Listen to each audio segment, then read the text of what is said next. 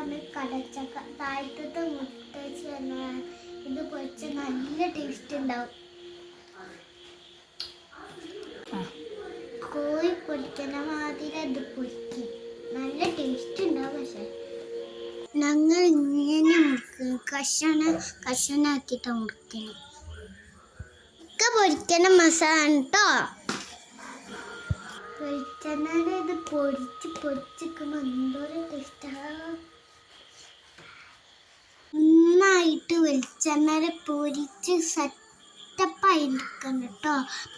പിന്നെ പൊരിച്ചത് വെറുതെയും തിന്നാൻ സാംസങ്ങിന് കൊടുക്കണം. ഇതാണ് ചോറിൻ്റെ കൂടെ തിന്നാൻ കേട്ടോ.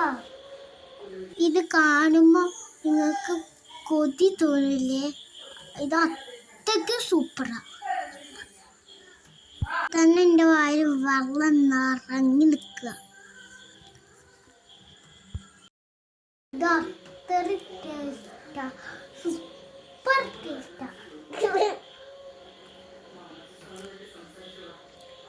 നിങ്ങളെ നോണിപ്പിക്കല്ലെങ്കിൽ ഉണ്ടാക്കി വെക്കും. ഞങ്ങൾ ഈ ചാനൽ ഒന്ന് സബ്സ്ക്രൈബ് ചെയ്തിട്ടോ, ഒന്ന് ബെല്ലടിക്കും.